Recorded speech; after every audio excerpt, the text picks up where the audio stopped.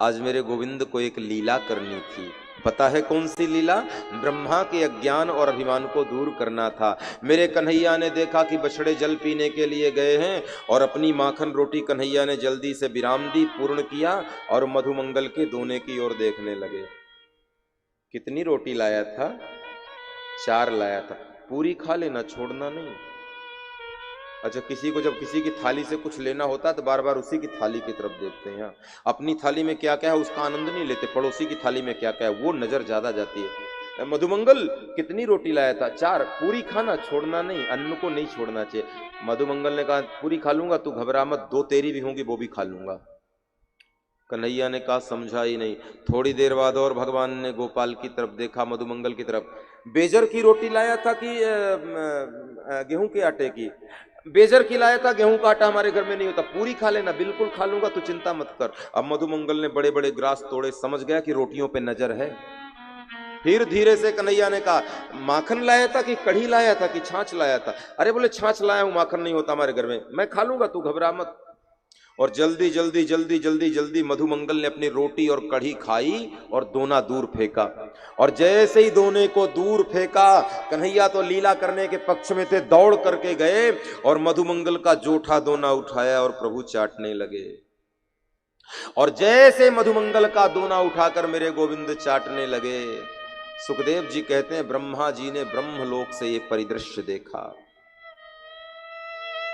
और जैसे ही ब्रह्मा जी ने ब्रह्मलोक से ये परिदृश्य देखा तो मन में विचार करने लगे कि दुनिया के लोग जिसे ईश्वर कहते हैं, जिसे कहते हैं ये निर्गुण निर्विकार निर्विशेष निरीह निरुपम परमात्मा है, ये बिनु पद चले सुने बिनु काना, कर बिन कर्म करे विधि नाना, आनंद रहित सकल रस भोगी, बिनु वाणी बक्ता बड़ जोगी, ये तन बिन परस नयन बिन देखा, गाई ग्रास बिन बासे अशेषा, असभ भांति अलौकिक करनी।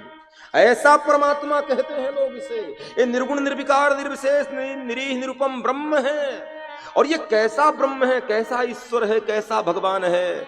अपने गोपाल के जूठे दोने को चाट रहा है। मैं नहीं मानता ये भगवान हो ही नहीं सकता। चलो इसकी परीक्षा लेनी चाहिए, इनके पौरुष की परीक्षा लेनी चाहिए, इनके भगवत तत्व की परीक्षा लेनी चाहिए। और ब्रह्मा जी ने योग बल से जितने बछड़े जल पीने के लिए गए थे सारे बछड़ों को ब्रह्मलोक में बुला लिया। अब जब सारे बछड़े ब्रह्मलोक में चले गए, पानी पीकर लौटे नहीं, तो कन्हैया ने गोपालों को कहा तुम रुको जरा, मैं बछड़ों को देख कर आऊं, इतनी देर से आए नहीं। और कन्हैया गए बछड़ों को देखने के लिए। तब तक ब्रह्मा जी ने ये बैठे हुए गोपाल थे, इनको भी ऊपर ले गए। अब गोपाल भी ऊपर और बछड़े भी ऊपर। कन्हैया आए तो वहां बछड़े नहीं, यहां गोपाल नहीं। सर्वांतर्यामी परमात्मा से क्या छुप सकता है? मेरे गोविंद समझ गए ये ब्रह्मा की लीला है। और भगवान ने ब्रह्मा को थोड़ा सबक सिखाने का निर्णय लिया। एक चुटकी बजाई तो उसी प्रकार के बछड़े तैयार हो गए, और दूसरी चुटकी बजाई तो उसी प्रकार के गोपाल तैयार हो गए। और 6 महीने तक ये लीला चली। नकली बछड़े असली गैया, लेकिन हर बछड़े को गैया दूध पिला रही है। और मजे की बात यह है, नकली गोपाल और असली मैया। लेकिन कमाल मजाल क्या कि मैया भी पहचान जाए कि ये नकली वाले हैं, असली नहीं है।